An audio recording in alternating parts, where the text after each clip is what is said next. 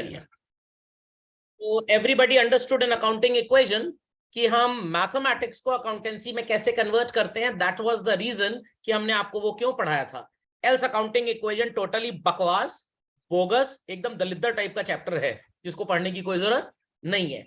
और आपने papa mummy से भी पूछ सकते हैं, if they are well versed in accountancy, अगर बिजनेस वगैरह है तो किसी भी बिजनेस में अकाउंटिंग इक्वेशन इस्तेमाल होता ही नहीं है. It is simple grammar. I repeat children, it is simple grammar जिसका नॉलेज होना जरूरी है, बट स्पोकन इंग्लिश में it may or may not be useful. खोपड़े में बात गई. चलिए, सो सबसे पहले बिजनेसमैन अपनी बुक्स ऑफ अकाउंट्स जब बनाता है बच्चों, तो वो रफली अपने ट्रांजैक्शंस को रिकॉर्ड करता है.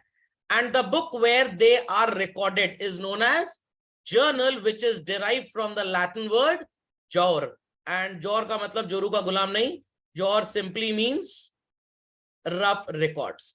बट ये रफ रिकॉर्ड्स बिजनेसमैन के लिए हैं. As a student like you and teacher like me, हम इसको रफ पैटर्न में मेंटेन नहीं करते, बड़े साफ सुथरे तरीके से इनको बनाया जाता है. Got it.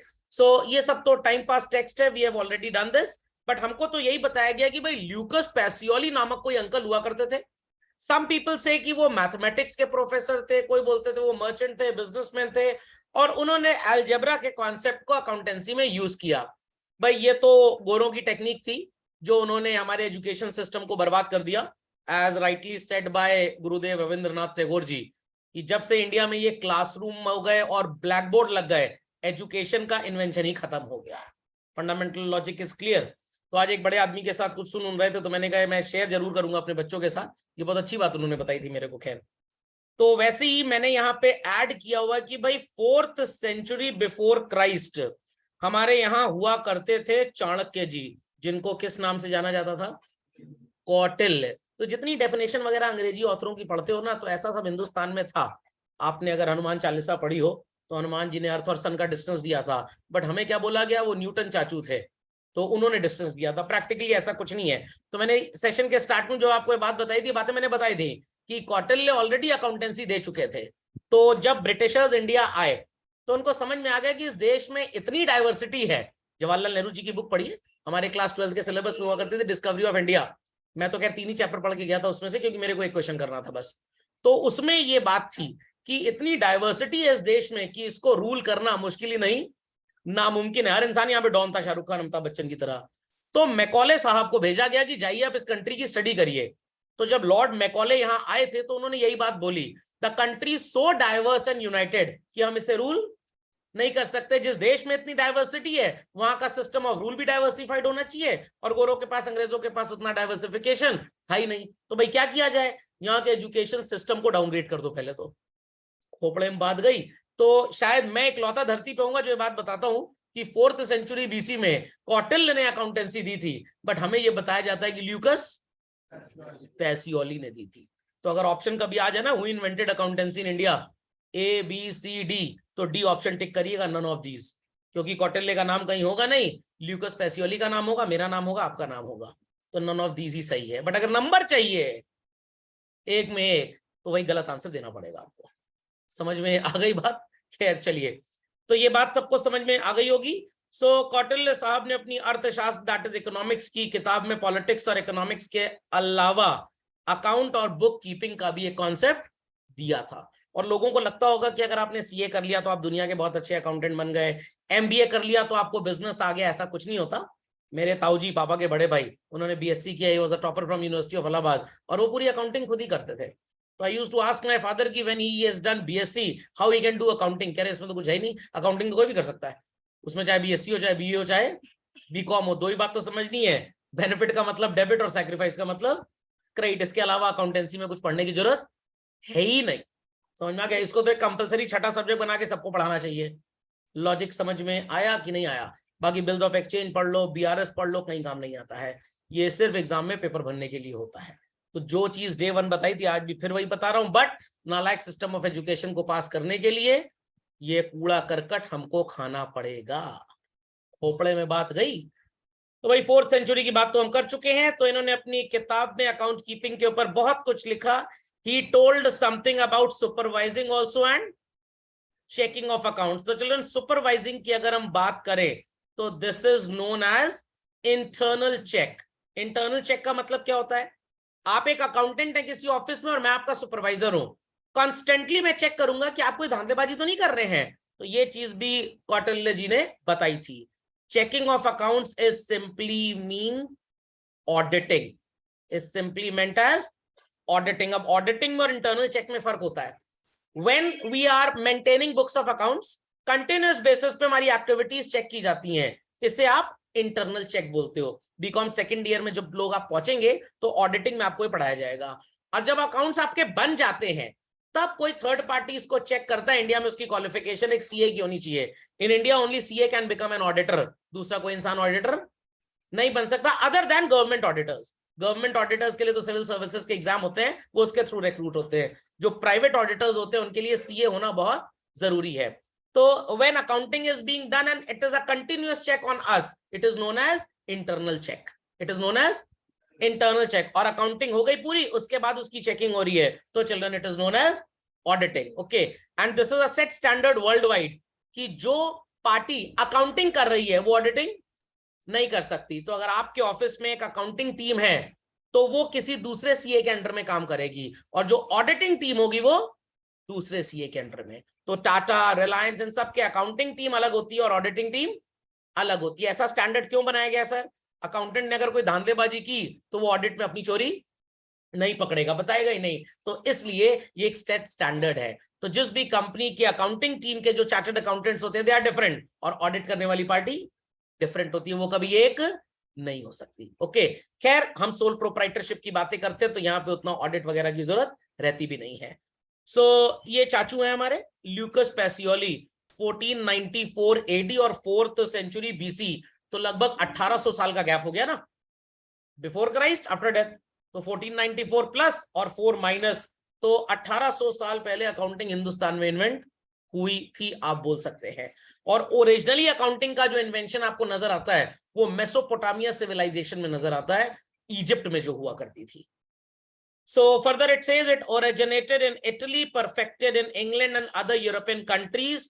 और इंडस्ट्रियल रेवोल्यूशन कब हुआ? सबको पता है, सेकेंड वर्ल्ड वॉर के बाद। इतना डिस्ट्रक्शन, डैमेज वर्ल्ड वाइड हो गया कि खेती बाड़ी की कमाई से तो हम उसको पूरा कर ही नहीं सकते थे। तो हमको फास्ट मींस ऑफ अर्निंग चाहिए था। तो फास्ट मींस ऑफ अर्निंग दो में से क्या होगा? कार की मैन्युफैक्चरिंग से पैसा तेज आएगा या गेहूं की खेती से? सिंपल एज दैट भाई। गेहूं तो साल में 2 बार उगा लोगे ज्यादा ज्यादा। ऐसा तो है नहीं कि मंडे को बीज बोया और फ्राइडे को फसल उग गई। कोई एलियन गेहूं तो है नहीं। समझ सर, गेहूं को बॉर्नवीटा पिला देंगे थोड़ा सा, खोपड़े में बात गई कि नहीं गई? तो इंडस्ट्रियल रेवोल्यूशन के बाद द नीड वाज फेल्ट कि भाई हम कैसे अपनी लिखा पढ़ी को और स्ट्रॉन्ग करें। तो दे स्टार्टेड कि भाई ऐसा सिस्टम हो जहां पे लिखा पढ़ी बहुत बढ़िया होनी चाहिए। तो तभी शायद अकाउंटिंग बहुत परफेक्टली इन्वेंट हुआ था। सुनाई पड़ गई बात? चलिए, तो डुअल एस्पेक्ट सबको पता है। मीनिंग ऑफ अकाउंट क्या होता है? Some people would say sir मेरा फेसबुक अकाउंट है, सर हमारा बैंक अकाउंट है, सर व्हाट्सएप अकाउंट है। तो account is just a structure, it may be physical, it may be you can say virtual, computer पे है तो वर्चुअल हो गया, where all database maintenance activities being done. Account किसी particular person का हो सकता है, and person could be the owner titled as, person could be the buyer of our business titled as, अगर क्रेडिट में खरीद रहा है तो। Person could be the supplier to our business titled as, अगर हम उससे उधार में कुछ खरीद रहे हैं तो। बड़ी भयंकर भयंकर डेफिनेशन पढ़ाई जाती है डेटर और क्रेडिटर की। 2 शब्द याद रख लीजिए, कभी समस्या होगी नहीं। बायर है या कस्टमर है तो क्या बोलेंगे उसे? डेटर। सप्लायर है या सेलर है तो क्या बोलेंगे? तो मैंने आपको शायद बताया भी था, इन अकाउंटेंसी बायर, कस्टमर और debtor they all are same. समझ में आ गई बात? समझ में आ गई बात? पक्का? तो जब हमने क्लास 11 में इसको पढ़ा था, हमारे टीचर ने बड़ी भयंकर डेफिनेशन लिखाई थी, हाई फाई टाइप एकदम। मेरे तो सिर के ऊपर से उड़ गई, टेंजेंट मीना बना। मैंने घर आके पापा से पूछा, भाई ये डेटर क्रेडिटर जरा इजी भाषा में बता दीजिए। कह रहे जाओ इजी भाषा में बातें बताएंगे, पहले एक ब्रेड खरीद के ले आओ। तो he gave me 10 rupees, I said 20 rupees की आती। ही सेड तुम लेके तो जाओ ना 10 रुपी, व्हाट्स द प्रॉब्लम? शॉपकीपर को बोल देना पापा पैसे बाद में देंगे। मैंने कहा मेरे को नहीं अच्छा लगता ऐसा, आप पूरे पैसे दीजिए। कह रहे तुम जाओ तो एक बार, पैसे जमा है उसके पास। तो ही मेड मी फूल, मैं भी चला गया। तो मैंने कहा पापा ने 10 रुपए दिए हैं। कह रहे कोई बात नहीं, बाकी हम बाद में ले लेंगे। मैंने बड़े चतुर टाइप पे निकल गए। मेरे तो बोले पैसा पहले से जमा है। बहरहाल में ब्रेड लेके घर आ गया, कह रहे कितने पैसे उसको देने हैं, मैंने कहा 10 रुपए, कह रहे देने हैं ना तो तुम डेटर हो गए। समझ में आ गया? ये पूरी स्टोरी थी, अभी 2 मिनट पहले आपके सामने बनाई थी, ऐसा रियलिटी में कभी कुछ हुआ ही नहीं मेरे साथ। लॉजिक समझ में आ गया? तो भाई बड़ा सिंपल है, जिसने आपको पैसा देना है, पैसा देना है, वो कौन है? डेटर। और जिसने आपसे वसूलना है, सा आ गया ना, तो क्या हो गया ये? बस ऐसे रट लीजिए सिंपल भाषा में एकदम। तो एबीसीडी याद रखिएगा, स्टार्टिंग में पढ़ाया था मैंने आपको। और दूसरा क्या बताया था? एसएससी का एग्जाम होता है ना, स्टाफ सिलेक्शन कमीशन का, तो seller, supplier, creditor, they all are same. तो जो उधार दे वो क्रेडिटर, और जो उधार ले वो डेटर। तो आप सब डेटर हैं अपने पापा मम्मी के, और पापा मम्मी आपके क्रेडिटर। सर हमें उनको क्या देना है? नंबर 1 इज्जत देनी है, रिस्पेक्ट। अंग्रेजी में जो इंग्लिश मीडियम स्कूल में पढ़ते हैं वो रिस्पेक्ट दे पाएंगे, इज्जत नहीं दे पाएंगे। जो हिंदी मीडियम में पढ़ते हैं वो इज्जत दे पाएंगे और रिस्पेक्ट नहीं दे पाएंगे। और जो हिंदुस्तान में पढ़ते हैं वो दोनों दे जाके, ठीक। और उसके बाद ठीक ठाक मार्क्स दे दीजिएगा जितने उनका पेट भर जाए। लॉजिक समझ में आ गया? उसके अलावा they require nothing else from you. तो ये सबको समझ में आ गया किस पर्टिकुलर पर्सन का अकाउंट होगा? ओनर का इन the name of capital, debtor जिसको हमने उधार दिया, क्रेडिटर जिससे उधार लिया। और कैपिटल भी एक तरह का हमारे बिजनेस के लिए क्रेडिटर ही होता है। बिजनेस एंटिटी कॉन्सेप्ट याद होगा कि भाई आप ओनर हैं, आपने बिजनेस को पैसा दिया, तो बिजनेस अलग चीज है, आप अलग चीज हो। तो business is liable to pay you back the money. Sir when? Practically never, practically never, practically never. Why sir you are saying so? अरे भाई गोइंग कंसर्न कॉन्सेप्ट क्या बोलता है? Business is seeing to be a so called long term continuous activity. दादाजी के दादाजी ने business setup किया, पापा के दादाजी ने और बढ़ाया, फिर आपके दादाजी ने उसको आगे बढ़ाया, पापा ने और उसको इन्वेंट किया। अब आप एकदम नालायक, निर्लज, गिरी हुई औलाद होंगे तभी उसको बंद कर देंगे, अनिल अंबानी टाइप। नहीं तो आप भी उसको कंटिन्यू करेंगे। खोपड़े में बात गई। तो क्रेडिटर इसलिए क्योंकि बिजनेस के ऊपर हमेशा बोझा है उस पैसे का। Asset everybody knows, anything which can be seen, touched. मैंने इसके लिए आपको बताया था, it could be a person, place, organization और थिंग। लायबिलिटी, बिजनेस की जो जिम्मेदारियां हैं वो लायबिलिटी। स्कूल में कुछ फ्रेंड्स होंगे आपके, हमेशा बोलते होंगे भाई टिफिन में क्या लाए हो, जरा दिखा दो आज। समझ में आ गया? तो वो लोग कौन है आपके लिए? लायबिलिटी। क्योंकि आपने उनको पाल पोस के बड़ा किया है। क्योंकि उनकी मम्मी तो सुबह उठी नहीं टाइम पे, क्योंकि रात को किट्टी पार्टी से लेट आई थी, तो इसलिए खाना बना के दे नहीं पाई। 50 रुपए दे दी, बेटा एक लेस का पैकेट खरीद लेना। तभी वो क्लास में एकदम ले डाउन कर देते हैं हमेशा, क्योंकि चिप्स खा खा के बड़े हुए हैं। उनसे एक बार कोई पूछेगा पापा का नाम क्या है? फ्रीटोले कंपनी का नाम है। मम्मी का नाम क्या? पेप्सिको। फ्रीटोले पेप्सिको कंपनी का नाम है बेसिकली। Got it clear? तो ये बच्चे भी लायबिलिटी होते हैं, they are also liability. Expense, cost of, set top box ना बोलिएगा, शॉर्ट टर्म बेनिफिट। और इनकम क्या होती है? रेगुलर रेवेन्यू जो आपको मिला या मिलेगा, it is known as income as well as revenue. अब लोग बोलेंगे सर स्टार्टिंग में जब आपने पढ़ाया था तो ये भाषाएं इस्तेमाल नहीं की गई थी, क्योंकि उस समय आपको चीजें वो नहीं पता थी जो अब पता है। सो हम हर इंडिविजुअल का, हर एसेट का, हर लायबिलिटी का, हर एक्सपेंस का और हर इनकम का अलग अलग रिकॉर्ड बनाते हैं। फुल डिस्क्लोजर बोल लीजिए या ठीक से समझ में आ जाए, that's why. So children, we have two approaches as I have already told you. This was invented in UK and this in USA. Sir what we did in India, दोनों को कॉपी कर लिया। जैसे एक बड़ा पुराना जोक है, industrial revolution के बाद काफी प्रतिस्पर्धा रही कंपनीज के बीच में, देशों के बीच में, मैं आगे की तू आगे, कोल्ड वॉर वगैरह पढ़ा होगा आपने। तो अमेरिका वालों ने एक पतली सी तार बनाई, जापान वालों ने उससे पतली तार बनाई, चाइना वालों ने उससे पतली तार बनाई। इंडिया ने तीनों वायर्स खरीदी और बाद में वापस लौटा दी और पूछा what amazing you people did. तो इंडियन ने बोला कि माइक्रोस्कोप लगा के देखो, तीनों पे मेड इन इंडिया लिखा जा चुका है। समझ में आई बात की नहीं? तो भाई इस बात पे हम जाने जाते थे। तो अल्टीमेटली ट्रेडिशनल क्लासिफिकेशन की बात करें या मॉडर्न की बात करें, दोनों हैं एक ही, दोनों हैं एक ही। सिर्फ अपनी अपनी दादागिरी के लिए एक दूसरे की अप्रोचेस को ये कंसिडर नहीं करते। तो कल को आप किसी यूएस के कॉलेज में graduate studies, post graduate studies के लिए जाएं और फाइनेंस या अकाउंटिंग पढ़ें, तो teacher will only teach you modern accountancy approach, and UK side, Europe side जाएंगे तो ट्रेडिशनल पढ़ाया जाएगा। हम इंडिया में हैं, दोनों पढ़ा देते हैं और लॉजिक बस यही है, the first category is personal, second is real and third is nominal. अब सर इसको क्यों पढ़ा जा रहा है आप सबको पता है, फिर से बता रहा हूं। आप डॉक्टर के पास गए, डॉक्टर को यही नहीं पता कि भाई आपका ब्लड ग्रुप कौन सा है, डॉक्टर को यही नहीं पता आपकी बॉडी में सल्फर और कैल्शियम का रिएक्टिव रेट क्या है, क्या वो आपको मेडिसिन सजेस्ट कर देगा बिना आपकी मेडिकल हिस्ट्री जाने? Not at all. तो ये मेडिकल हिस्ट्री जानना है। टाइप ऑफ अकाउंट अगर पता ही नहीं कि पर्सनल है, रियल है कि नॉमिनल है, तो ठेंगा आप उसको ठीक से रिकॉर्ड कर पाएंगे। तो इसीलिए ट्रांजैक्शन लिख के आता है वेजेस पेड, बच्चा एंट्री करता है wages to cash. Wages paid for installation of machinery, बच्चा एंट्री फिर करता है वेजेस टू कैश। क्यों? क्योंकि भगवत गीता पढ़ के आया था, मुंह माया में कुछ नहीं रखा है, पैसा जा रहा है, कैश को क्रेडिट करो। वेजेस है, मजदूर को पैसा दे रहे हैं, इंसान की चिंता करिए, इंसान बन जाइए। अकाउंटेंसी पेपर है, भगवत गीता का मंत्र नहीं है। तो wages paid for installation of machinery has a different sense and wages paid for regular nature has a different sense. Installation of machinery के ऊपर वेजेस पे किया तो लॉन्ग टर्म बेनिफिट मिलेगा, got it clear? That's why asset account machinery account debit होता है। और अगर रेगुलरली वेजेस पे किया तो शॉर्ट टर्म बेनिफिट मिलेगा। शॉर्ट टर्म बेनिफिट मिला तो आप उसे खर्चा मान के ट्रेडिंग अकाउंट में डेबिट करेंगे, आपका ट्रू प्रॉफिट डिटरमिन होगा। बट अगर मशीन के इंस्टॉलेशन पे वेजेस पे किया और गलती से ट्रेडिंग पीएल में लिख दिया, तिहाड़ जेल या आर्थर रोड जेल जाने को तैयार रहिए, क्योंकि आप जानबूझ के अपने प्रॉफिट को डिफ्लेट कर रहे हैं। समझ में आया कि नहीं? दैट्स वाई सही अकाउंट का नेचर पता होना बहुत जरूरी है। इट्स जस्ट लाइक दैट कि अगर डॉक्टर को आपका ब्लड ग्रुप नहीं पता और पता लगा अस्पताल में आप जमा हो गए, मतलब एडमिट हो गए, आपको चढ़ना था ओ नेगेटिव और चढ़ गया ए बी पॉजिटिव, पूरा परिवार कुछ दिन तक नेगेटिविटी क्रिएट करेगा, 13 दिन बाद भव्य समारोह होगा घर में। समझ में आया कि नहीं? तो डॉक्टर के लिए जितना जरूरी ब्लड ग्रुप जानना है, कॉमर्स के अकाउंटेंसी के स्टूडेंट के लिए इक्वली नीडेड इंपॉर्टेंट है सही नेचर ऑफ अकाउंट जानना। कुछ तोते की तरह एंट्री रख लेते हैं, बट बाद में उनको पता लगता है कि वहां चूहा बिल्ली खेल तो चल नहीं रहा है। तो अकाउंट का नेचर जानना बहुत जरूरी है।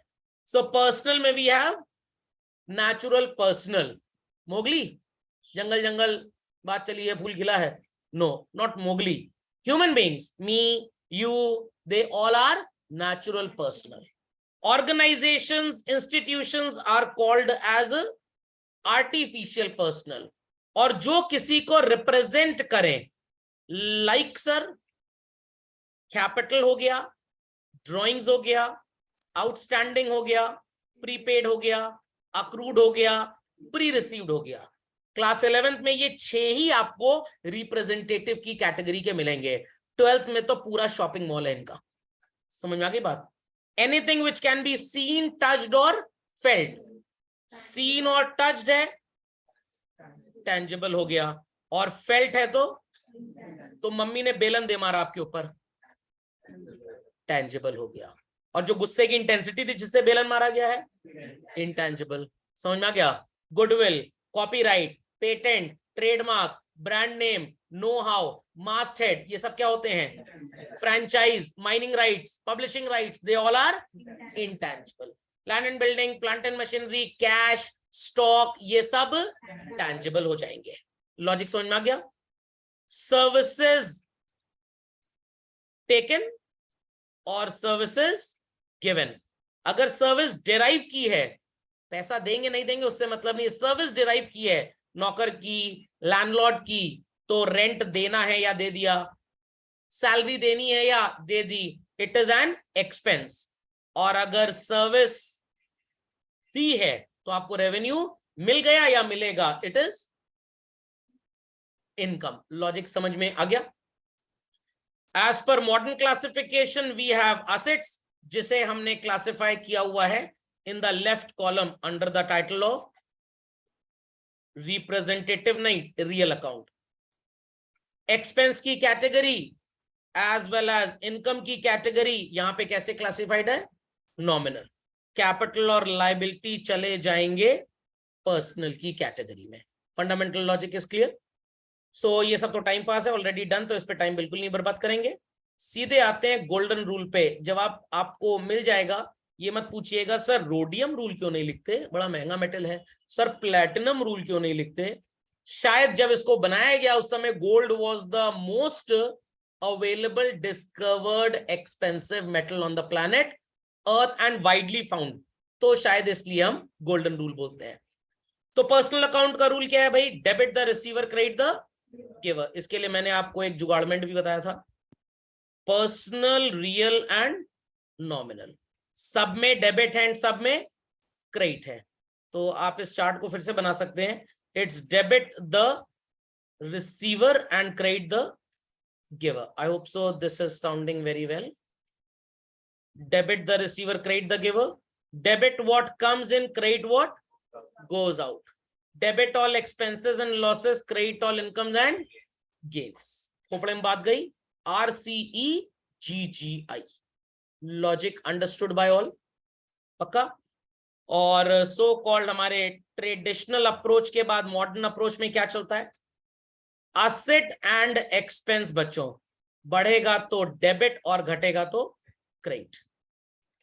Capital, liability and income, if increases sacrifice, बढ़ेगा क्रेडिट और घटेगा तो डेबिट। ये बात सबको क्लियर होनी चाहिए, पक्का। तो ज्यादा आसान यही होता है एसेट और एक्सपेंस वाला, क्योंकि एज वी नो कि सारी एंट्रीज आप रियल, पर्सनल, नॉमिनल से सॉल्व नहीं कर पाएंगे इन मेनी केसेस। तो अगर आपने मॉडर्न अप्रोच को अच्छे तरीके से समझ लिया तो आपकी स्पीड भी बढ़ जाएगी as well as accuracy rate भी इंप्रूव कर जाएगा। समझ में आ गई बात? चलिए, जर्नलाइजिंग किसे बोलते हैं? बड़ा सिंपल है भाई, खाने को ईटिंग, चलने को वॉकिंग, जर्नल में ट्रांजैक्शन रिकॉर्ड करने को जर्नलाइजिंग। स्टेप्स वगैरह लोगों को पता है। सबसे पहले सब्जेक्ट और प्रेडिकेट ढूंढना है, पुलिस वाला बनना है एकदम, सीआईडी ऑफिसर दया और प्रद्युमन। और फिर इन्हें किस पार्ट ऑफ स्पीच ऑफ अंग्रेजी में ट्रांसपोर्ट करना है? नाउन ढूंढनी है, वर्ब से मतलब नहीं है। जैसे हिंदू धर्म में वो मृत्यु के 3 दिन 4 दिन बाद एक क्रिया होती है, द एक्टिविटी, जहां पे शुद्धि वगैरह होती है। तो हिंदी में वर्ब को क्या बोलते हैं? क्रिया। तुम्हारे घर में जब लोग जाते थे किसी के मन में, बोलते थे वर्ब में जा रहे हो आज, तो दैट इज नॉट इंपॉर्टेंट। जो इंसान गया दैट इज मोर इंपॉर्टेंट। तो नाउन पार्ट ऑफ स्पीच आपको चाहिए, वर्ब नहीं चाहिए। इसी नाउन को क्या बोलेंगे आप? अकाउंट। ट्रेडिशनल है तो क्लासिफिकेशन किस ऑर्डर में हो रहा है children? Personal, real and nominal, मतलब कुर्ता लुंगी वाली अप्रोच है। और अगर मॉडर्न है तो क्लासिफिकेशन कैसा है? Asset, expense, capital, liability and income. और मैंने आपको बता भी दिया था AECLI। अंग्रेजी में वो वोवल्स पढ़ते हैं ना, वोवल्स क्या होते हैं? 5 ऐसे लेटर जिनकी औकात ज्यादा हो। लॉजिक समझ में आया कि नहीं? लॉजिक समझ में आया? मैं मजाक नहीं कर रहा हूं। 10वीं में एक बार एक मेरे दोस्त से टीचर ने पूछ लिया था, ये वोवल और कॉन्सोनेंट्स में फर्क क्या होता है? कह रहा जिन 5 की औकात ज्यादा हो वो वोवल हो गए। टीचर ने 2-4 झापड़ मारा, क्लास से बाहर भगा दिया। कह रहा donkey, you are not fit to study English. Harvard में लिटरेचर का प्रोफेसर है इस समय। समझ में आया कि नहीं? चलिए, तो यहाँ पे A फॉर असेट्स हो गया, E फॉर एक्सपेंस। हमको E फॉर एलिफेंट पढ़ाया जाता था, E for elephant. C for cat नहीं होता, C for capital. L for line नहीं होता, L फॉर लायबिलिटी। और I फॉर इंक पॉट नहीं होता, I फॉर इनकम होता है। लॉजिक समझ में आ गया? नर्सरी क्लास में बच्चों को पढ़ा दो, हर इंसान पैसा बचाना सीख जाएगा। Fundamental logic is clear? Fundamental logic is clear. चलिए, गोल्डन रूल अप्लाई करेंगे और उसके बाद आपकी बन जाएगी journal entry. But prior to that ये 2 बातों का ज्ञान होना बहुत जरूरी है।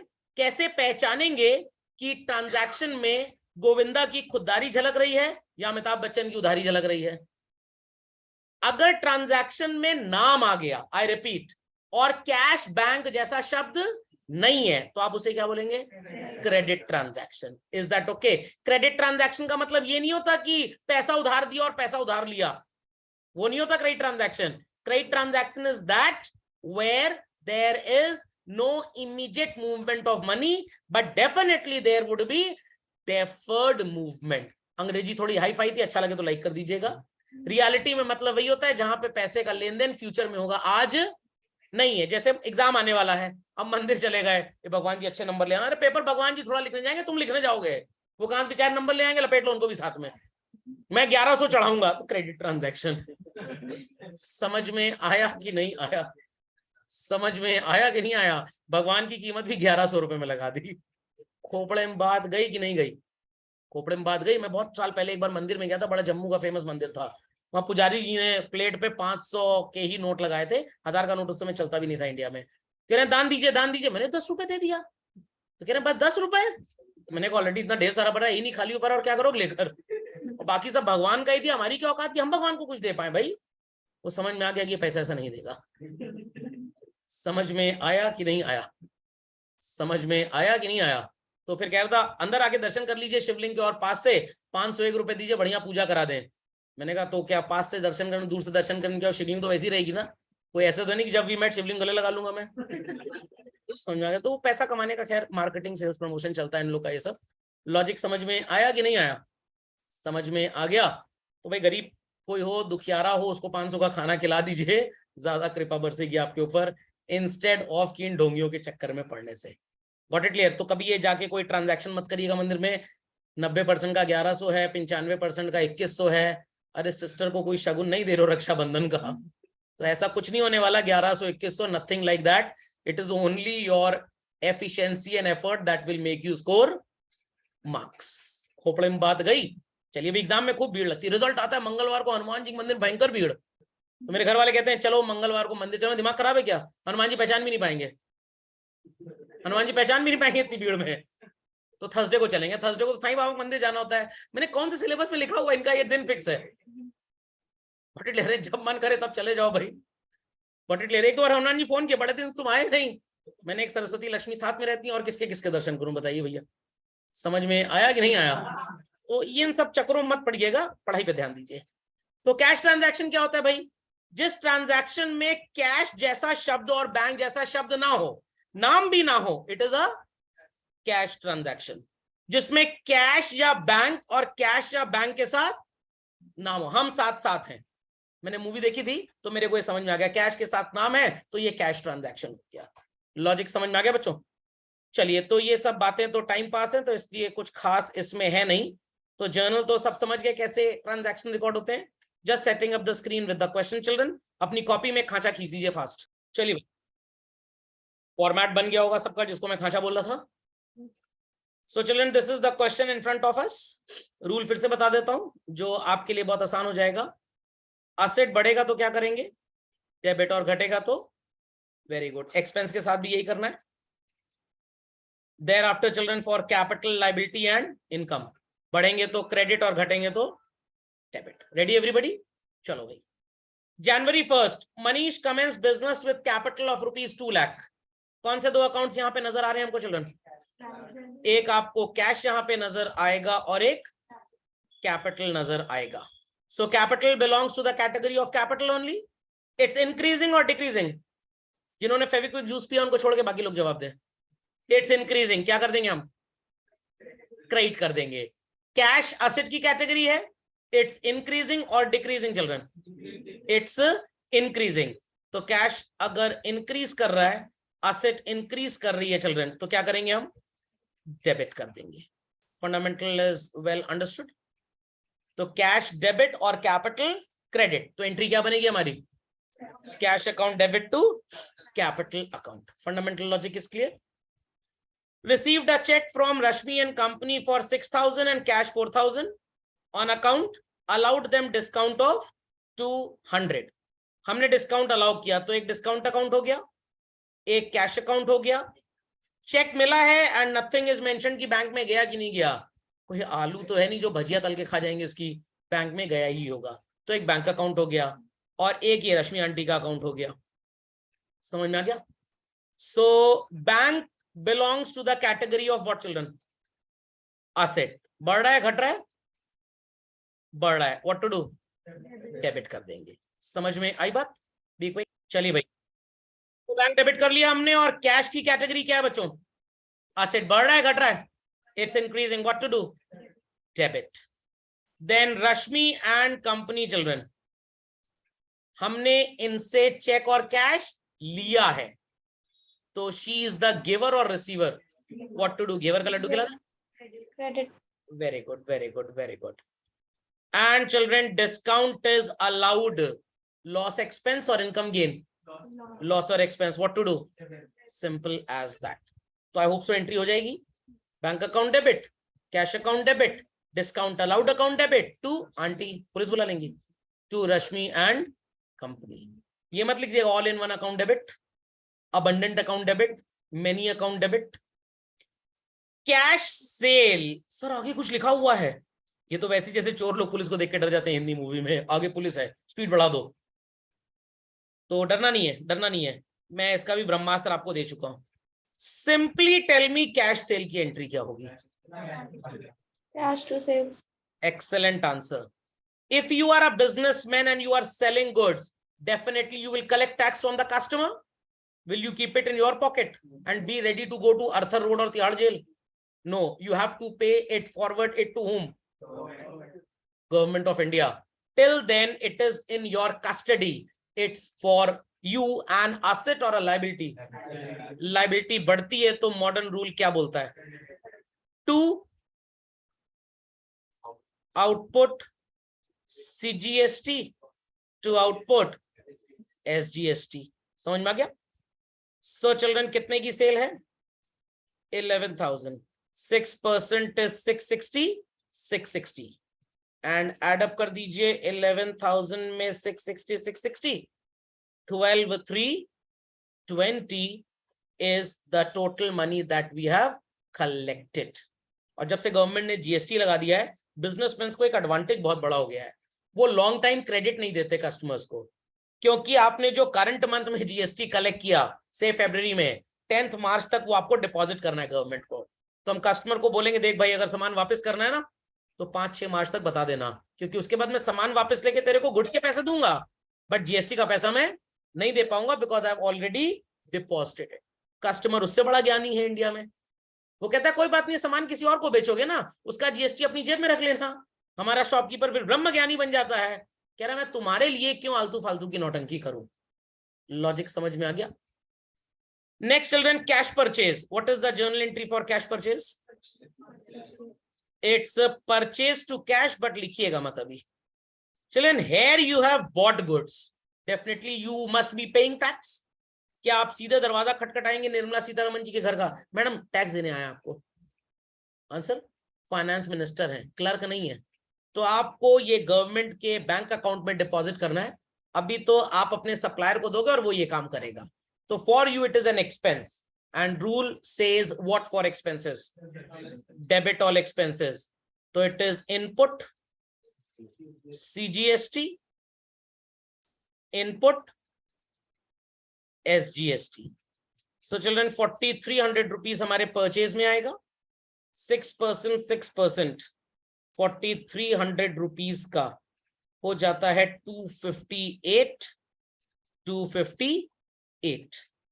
and how much it would be here? 4,816. समझ में आ गया? Rent due to landlord, rent account debit to outstanding rent. एक बार मैंने 11th क्लास में एंट्री कर दी थी, rent account debit to landlord. Teacher ने नंबर काट लिए, मैंने उनसे पूछा why you have deducted my marks. उनके पास हर सवाल का एक ही जवाब होता था, बाद में पता लगा ठाकुर थे वो।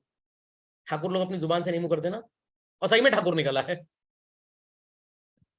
उनके पास एक ही जवाब था, get out of the class. मैंने सिंपल सा क्वेश्चन का आंसर आपसे पूछा है, कह रहे हैं बुक में ऐसा लिखा हुआ है। मैंने टू लैंडलॉर्ड लिखा है, क्यों लिखे लैंडलॉर्ड? मैंने सर वो लाइबिलिटी है, उसको पैसा देना, तो आउटस्टैंडिंग रेंट क्यों नहीं लिखे? नंबर कट गया मेरा। बाद में माय फादर टोल्ड मी, बेटा रिप्रेजेंटेटिव पर्सनल अकाउंट। मैंने कहा मीनिंग तो वही है ना, कह रहे दुनिया को मीनिंग से मतलब, जो किताब में लिखा मतलब उससे है। समझ में आ गई बात? वो आपने मूवी देखी होगी ना आमिर खान की 3 इडियट्स, बेचारा मशीन ही समझा रहा था, बट प्रोफेसर को वो सुनना नहीं था। तो दुनिया बड़ी बैरी टाइप की है, सही लिखिए, पॉलिश्ड भाषा में लिखिए, representable. Interest on drawing children, क्या होगी एंट्री? ड्रॉइंग्स अकाउंट या कैपिटल, स्वाद अनुसार दोनों में से कुछ भी लिख लीजिए, दोनों मत लिख के आइएगा बस। ये मत बोलिएगा सर हमने MDH मसाला डाल दिया, स्वाद ज्यादा हो गया था, तो हमने कैपिटल और ड्रॉइंग दोनों लिख दिया।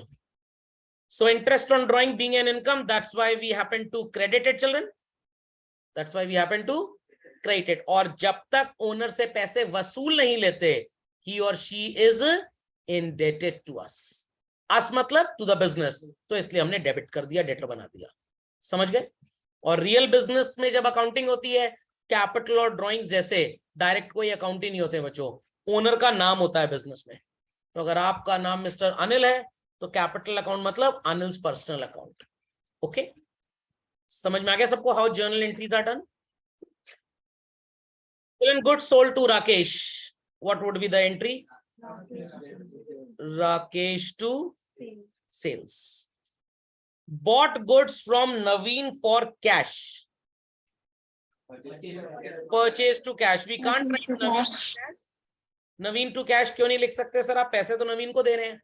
अगर आपने नवीन टू कैश लिखा, आपकी बुक्स में अगर परचेज नहीं आया, मतलब आपने गुड्स खरीदे ही नहीं, क्योंकि परचेज जैसी आइडेंटिटी है ही नहीं।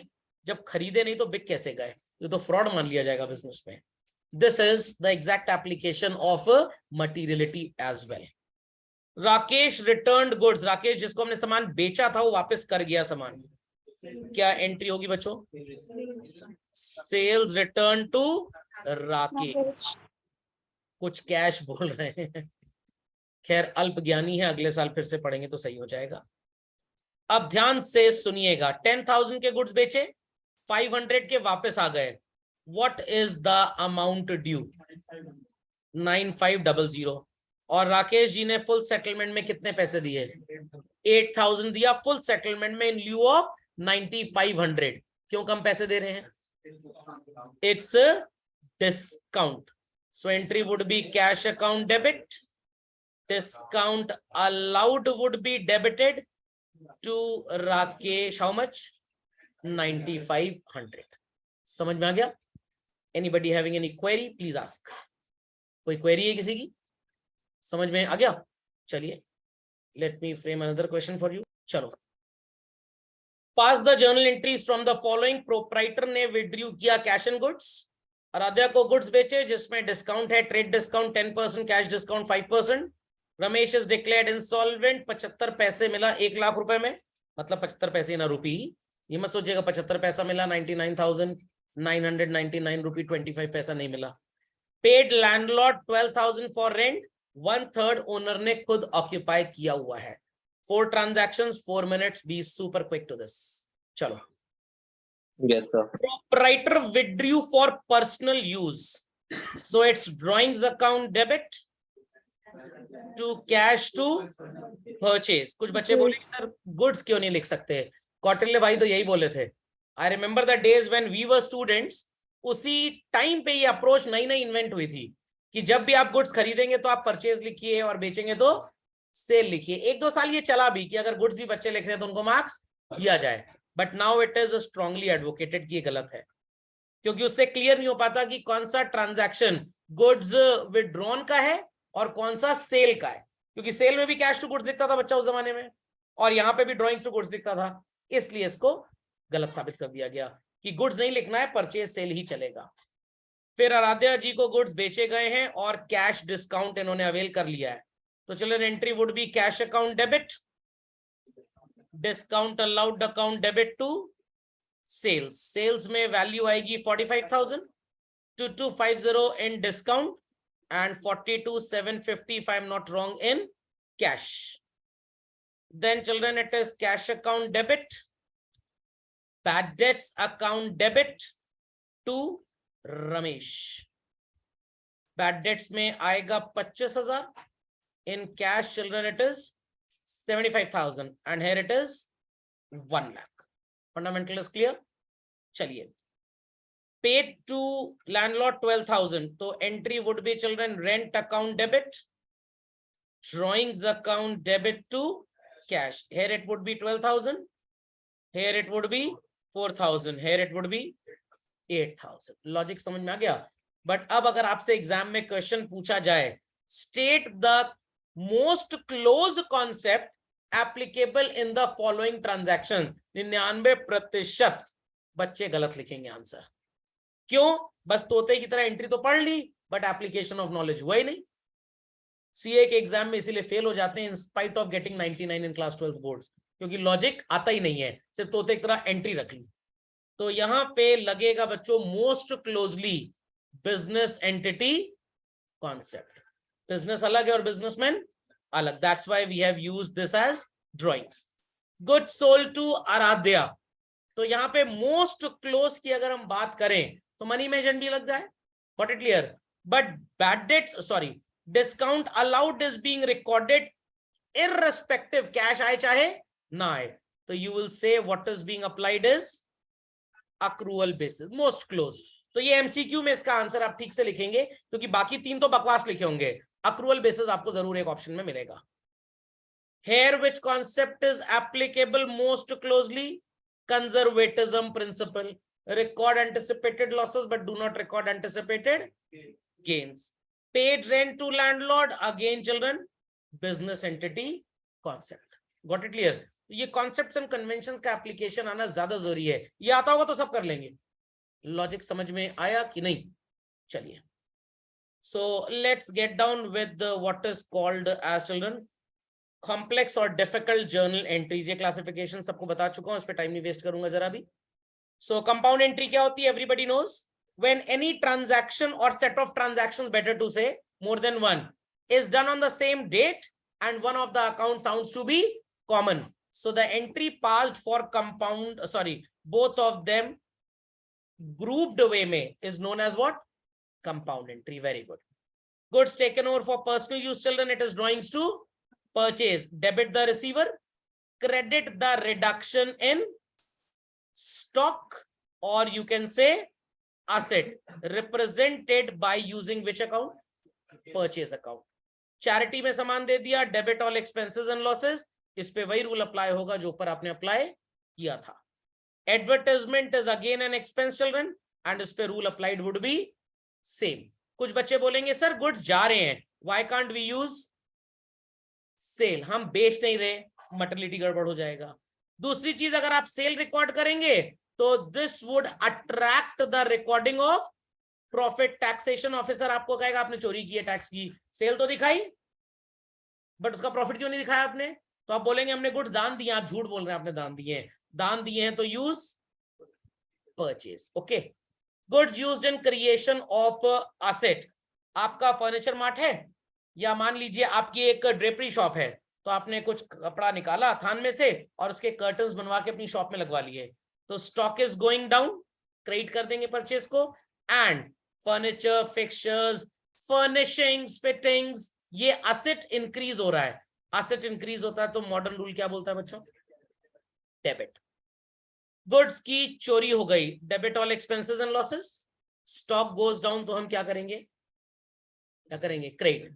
अब आपको ये समझ में आएगा बच्चों, स्टार्ट ऑफ द सेशन में मैंने बोला था ना इसको छोड़ दीजिए, अभी नहीं समझ में आएगा। पीएल में चिल्ड्रन आप लॉस को डेबिट करते थे, तो पीएल में आप लिखते थे to loss by theft, fire वगैरह वगैरह, तो पीएल में लिखा टू लॉस, तो जर्नल एंट्री क्या बनेगी? PL account debit to loss. तो this is actually the closing entry. हर वो एंट्री जिसमें ट्रेडिंग पीएल का जिक्र हो जाए, हमने पढ़ी एंट्री, ट्रेडिंग अकाउंट की क्लोजिंग एंट्री मैंने आपको पढ़ाई थी एक्सपेंसेस के लिए। Trading account debit to opening stock, to purchase, to direct expenses. Sale और closing stock account debit to trading account, if people remember this. PL की क्लोजिंग एंट्री पढ़ी थी एक्सपेंसेस के लिए, पीएल टू इनडायरेक्ट एक्सपेंसेस और indirect incomes to PL, they all are closing entries. Claim insurance company ने पूरा दे दिया, admit किया है, अभी पैसे नहीं दिए, जब तक ये पैसे दे नहीं देते they are your debtor, belong to the category of asset. और सर लॉस को हमने क्रेडिट क्यों किया? Because it is reducing as a burden in your business. जब हुआ था तब डेबिट किया, जब वहां से क्लेम मिल गया तो किस बात का लॉस? तो लॉस कम हो रहा है, तो डेबिट को आप कम कैसे करेंगे चिल्ड्रन? आपने यहां पे लॉस को डेबिट किया था, कम हो रहा है तो आपने इसको क्रेडिट कर दिया। एंड चिल्ड्रन जब क्लेम का पैसा मिलेगा, debit the receiver, credit the giver. पहली जर्नल एंट्री आपने देखी होगी जहां पे दोनों साइड पर्सनल अकाउंट है, but here it is artificial personal and here it is representative personal account। या इंश्योरेंस कंपनी को भी in certain circumstances आप artificial personal बोल सकते हो। क्यों? क्योंकि इंस्टीट्यूशन है। रिप्रेजेंटेटिव क्यों? क्योंकि आपके क्लेम के अमाउंट को रिप्रेजेंट कर रहा है। ओके, कुछ कुछ होता है, मूवी आपने देखी होगी, इस एंट्री को पढ़ने के बाद ही उन प्रोड्यूसर्स ने बनाया था। कुछ पैसे क्लेम के मिल गए और कुछ नहीं मिले। मान लीजिए 10,000 के गुड्स डैमेज हुए थे, आपको लेटर से 8,000 मिलने की उम्मीद है, इंश्योरेंस कंपनी कह रही है हम दे देंगे आपको इतना पैसा, तो 8,000 रुपीज आप इंश्योरेंस कंपनी को डेटर बना लोगे, 2 आपके मत्थे गया loss, and here we'll be putting how much, 8,000 जो उनसे मिला। Some people might say sir 2-2 entries आप क्यों कर रहे हैं? क्योंकि इंश्योरेंस कंपनी जब क्लेम एडमिट करती है रियल लाइफ में, सेम डे आपको पैसा नहीं देती है। Got it clear? अब सिस्टम थोड़ा इंडिया में फास्ट हो गया है, नहीं तो earlier insurance company used to take 15 to 45 days to give your claim. अब तो आप क्लेम फाइल करिए, इन मेनी केसेस 72 आवर्स के अंदर पैसा आ जाता है आपको। रिटर्न ऑफ गुड्स, कस्टमर ने वापस किया, सेल्स रिटर्न को डेबिट करेंगे। कुछ बेवकूफ इसको बोलते हैं डेबिट व्हाट कम्स इन, ऐसा नहीं होता। सेल इनकम थी, आपको गुड्स वापस आ रहे हैं, आपकी इनकम कम हो रही है, that's why you will debit it. और ये जो सोनू अंकल है, ही इज द गिवर। समझ में आ गया? परचेज रिटर्न है children, this person is the receiver. I repeat, this person is the receiver. खोपड़े में बात गई, खोपड़े में बात गई। सर परचेज रिटर्न को क्रेडिट क्यों किया? जब गुड्स खरीदे गए थे इट वॉज एन एक्सपेंस, जब ये वापस कर दिए सप्लायर को, ठेंगा एक्सपेंस। जब सामान ही नहीं है, बिका ही नहीं, किस बात का expense? So you will be reducing your expense. Debit करते थे तो एक्सपेंस बढ़ता था, क्रेडिट करेंगे तो रिड्यूस होगा। यहां तक कोई क्वेरी किसी की? पक्का? मजा आता है जब हम पढ़ते हैं क्रेडिट नोट डेबिट नोट। तो भाई सिंपल सी बात है, एकदम सिंपल सी बात है, एकदम simple. In the journal entry of sales return आपने क्रेडिट किसको किया? सोनू को। तो आप सोनू को एक कागज का टुकड़ा देंगे जिसमें लिखेंगे we credit your account in our books because you have return goods to us. This note is known as what children? और सोनू भी हमें कागज का टुकड़ा दे सकता है, we call this as debit note. क्यों सर ऐसा बोल रहे हैं? सोनू ने हमको गुड्स वापस किए, तो सोनू, मान लीजिए हम एक्स हैं, सोनू एंट्री पास करेगा एक्स टू परचेज रिटर्न, तो सोनू हमें अपनी बुक्स में क्या कर रहा है? डेबिट कर रहा है। खोपड़े में बात गई कि नहीं गई? पक्का? तो मान लीजिए आपने पैंटालून से कोई ट्राउजर लिया, ये एकदम सच्ची घटना पे आधारित स्टोरी है, और आपको पसंद नहीं आया, आपने रिटर्न कर दिया, या डैमेज या डिफेक्टिव था, तो I bought it once to give to one of my so called relatives. देने लायक थे नहीं बट मजबूरी में देना पड़ा, तो वो डिफेक्टिव निकल आया। मैंने दे दो, रिलेटिव भी तो डिफेक्टिव है, माइनस माइनस प्लस हो जाएगा। तो घर वालों ने अपनी इज्जत बेइज्जती की बात है, मैंने कहा अच्छा ठीक है। तो वापस गए हम पैंटालून के स्टोर में, तो हमने कहा वापस कर दीजिए, और नाटंकी समझाने लग गए, ये हो गया वो हो गया। मैंने क्यों, आपकी 90 डेज की रिटर्न पॉलिसी है, प्रोडक्ट डिफेक्टिव है, कैसे एक बार वॉश कर लीजिएगा ठीक हो जाएगा। मैंने कहा 50 रुपए निकालो वॉश करने के। फिर तो they were not willing to give that. मैंने कहा तो धुलवा के दे दो। कह रहा नहीं सर हम इसको रिटर्न करा देते हैं, तो उन्होंने रिटर्न करा दिया। तो मैंने कहा where is the credit note? कह रहा है सर 2 मिनट रुकिए मैं दे रहा हूँ आपको। वो समझ गया कि इंसान पढ़ा लिखा है, ये बेवकूफ नहीं बन पाएगा। वो मेरे चेहरे से मेरे को जज कर रहे थे एक्चुअली में। समझ में आ गई बात? समझ में आ गई बात? चलिए खैर, तो credit note is this basically. हाँ बोलिए। चलिए समझ में आ गई बात? समझ में आ गई बात? अब वैसे ही यहां पे आपने मोहन अंकल को डेबिट किया है। मोहन अंकल को क्या किया है? डेबिट। तो आप मोहन को एक प्रेम पत्र देंगे, Mister Mohan we have debited you in our books.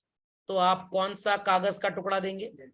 हमने मोहन को सामान दिया, तो मोहन ने हमसे सामान लिया, तो मोहन एंट्री पास करेगा सेल रिटर्न टू एक्स। इसने हमें क्या किया अपनी बुक्स में? क्रेडिट किया। ये हमको क्रेडिट नोट देगा, तो क्या लिखेंगे हम? Received credit note. Moral of the story is this, issued debit note या रिसीव्ड क्रेडिट नोट का ट्रांजैक्शन अगर आए तो आपको कौन सी एंट्री करनी है?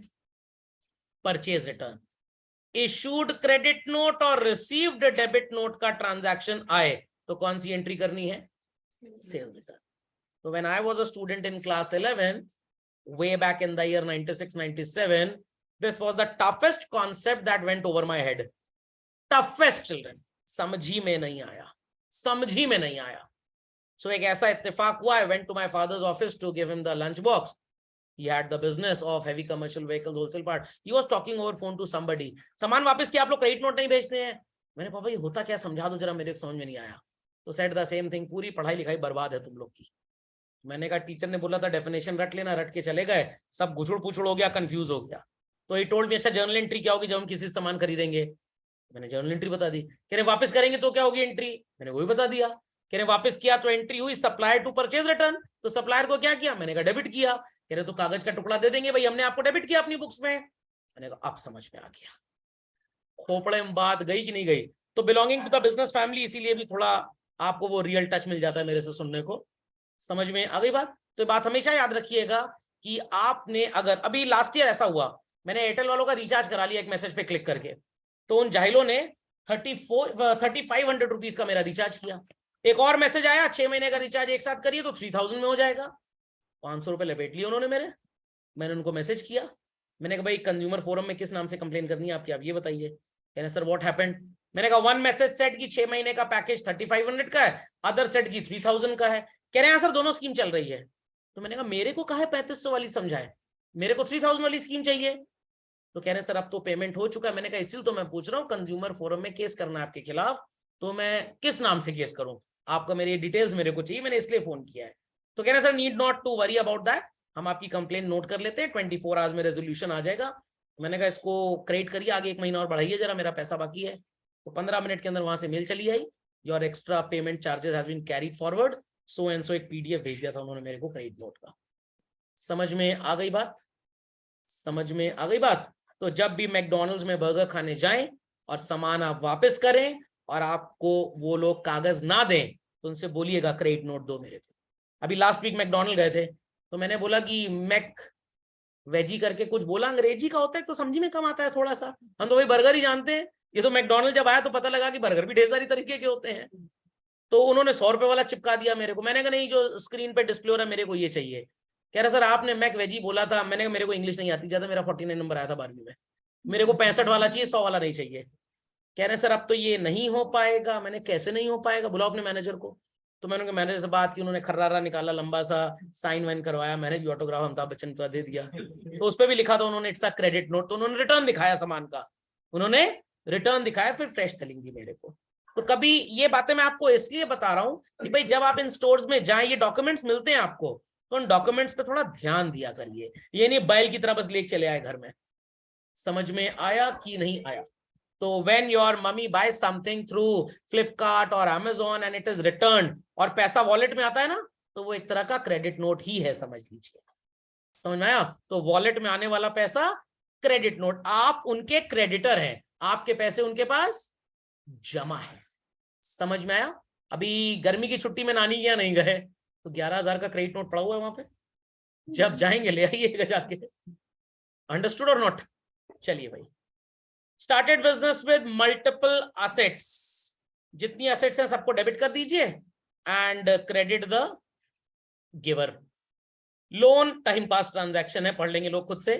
डेप्रिसिएशन को सर डेबिट क्यों किया, एसेट को इस्तेमाल कर रहे हैं, तो asset is children giving us some and benefit in accountancy is called as काम। खत्म। तो मैं तो कहता हूं कि भाई कोई रूल ही ना पढ़ाओ बच्चे को, 2 चीज बता दो बेटा, डेबिट का मतलब बेनिफिट और क्रेडिट का मतलब सैक्रिफाइस। जहां तेरा त्याग हो वो क्रेडिट, और जहां बेनिफिट हो वो डेबिट। पता नहीं क्यों इतने लंबे चौड़े रूल बना दिए, कुछ बच्चे तो इसलिए फेल हो जाते हैं और भूल जाते हैं बेचारे। पढ़ाया सिस्टम में यही सब जाता है बकवास। तो मैं पूरी 11वीं की अकाउंटिंग ऐसे ही पढ़ा था। स्टूडेंट्स पूछते थे रूल क्या होता है, मैंने रूल क्या रट रहे हो, एग्जाम में तो जर्नल एंट्री पूछी जाएगी ना, तो वैसे बता देता हूं, आता मेरे को भी है, debit the receiver, credit the giver and all that. But 2 चीज रट लीजिए आप, एकदम समझ लीजिए, वो कैप्टन अमेरिका की तरह एवेंजर में हो जाएंगे। डेबिट का मतलब बेनिफिट और क्रेडिट का मतलब सैक्रिफाइस। मूल मंत्र है, गूगल बाबा भी नहीं बताएंगे आपको ये। ओके, क्योंकि सर्वर पे सब चीज जब वो कॉपी करे तो मैंने तार काट दी थी उनकी। परचेज ऑफ लाइव स्टॉक, बच्चे बोले सर तो हमारी बातें हो रही हैं। घर वाले कभी कभी बोलते हैं गधे हो क्या, एकदम से घोड़े हो क्या, तो आप बोला कि थोड़ी इज्जत से बोलिए, लाइव स्टॉक बोलिए, लाइव स्टॉक। तो जब आपको अपने किसी फ्रेंड के ऊपर या सहेला सहेली के ऊपर गुस्सा आए, तो डोंट टेल देम डॉग हो, एनिमल हो, नो नो, लाइव स्टॉक हो क्या। आपकी बात भी पूरी हो गई, उसका मन भी खराब नहीं हो। समझ गए। So entry is live stock account debit, cash दिया तो टू कैश और चेक से पेमेंट किया तो bank. Loss of life stock, same entry होगी बच्चों जो गुड्स में हमने पढ़ी थी, वहां पे परचेज को क्रेडिट किया था, यहाँ पे लाइफ स्टॉक को क्रेडिट करेंगे। समझ गए? Personal payments, income tax, sole proprietorship firm में ध्यान से सुनिएगा पर्सनल एक्सपेंस है, पार्टनरशिप में और जॉइंट स्टॉक कंपनी में it is not a personal expense, it is a business expense, उनके पीएल में डेबिट होता है। पार्टनरशिप में बिजनेस की इनकम पे अलग टैक्स लगता है और पार्टनर्स की इनकम पे अलग टैक्स लगेगा। लाइफ इंश्योरेंस प्रीमियम लिख के आएगा तो ड्राइंग्स है बच्चों, सिर्फ इंश्योरेंस प्रीमियम लिख के आएगा, शॉप का या गोडाउन का या गुड्स का इंश्योरेंस है तो वो इंश्योरेंस प्रीमियम एक्सपेंस होगा।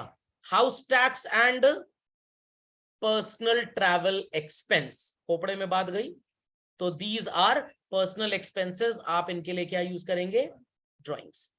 Business assets taken over, same entry, drawings account debit, debit the receiver, और जो जा रहा है उसको क्रेडिट। अब यहाँ पे मैं आपको कहानी बताता हूँ, बेनिफिट किसका हो रहा है? ओनर का, डेबिट कर दो, जो जा रहा है सैक्रिफाइस क्रेडिट कर दो, काम खत्म। ओके। पर्सनल इनकम्स कंट्रीब्यूटेड, आपने कौन बनेगा करोड़पति में 1 करोड़ रुपए जीते और अपने बिजनेस में उसको कंट्रीब्यूट कर दिया, इट इज, आप कहीं नौकरी कर रहे हैं, वहां पे आपको तनख्वाह मिल रही है और आपने उससे छोले भटूरे का ठेला लगा लिया, उस सैलरी को छोले भटूरे के ठेले वाले बिजनेस में इन्वेस्ट कर दिया, that's again the entry is cash to capital. But आप व्हाट्सएप स्टेटस पे लगा दीजिएगा आज सैलरी रिसीव्ड की एंट्री, 90% बेवकूफ आपको आंसर देंगे, व्हाट कैश टू सैलरी, ये कहां से एंट्री बनेगी? बिजनेसमैन को सैलरी कौन देगा भाई? कोई नहीं। बिजनेसमैन को सैलरी कौन देगा? कोई नहीं।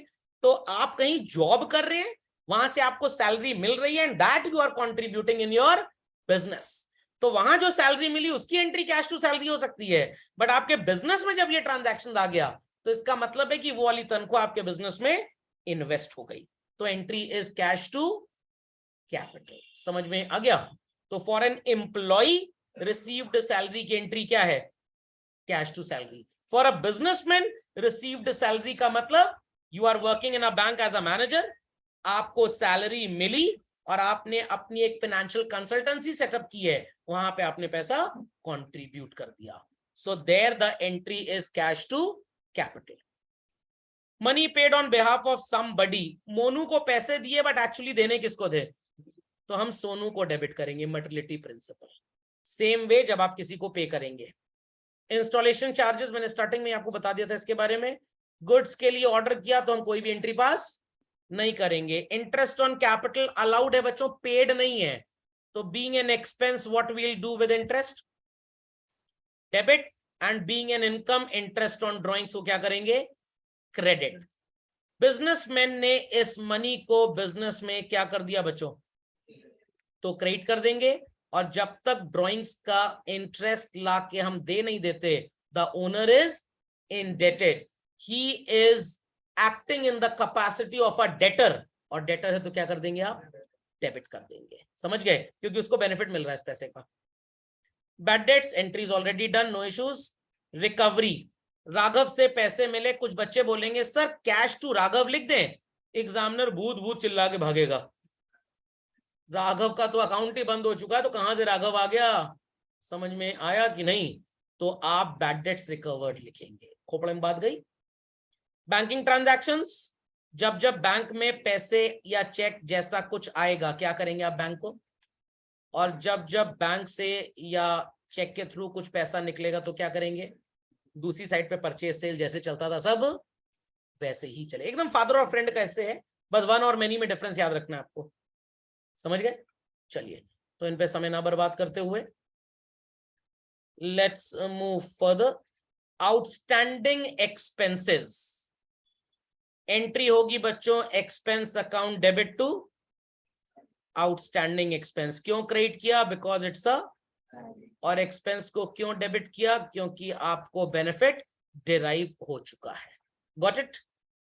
अक्रूड इनकम, इनकम मिलनी है, जब तक नहीं मिल जाती हम आपके हैं कौन?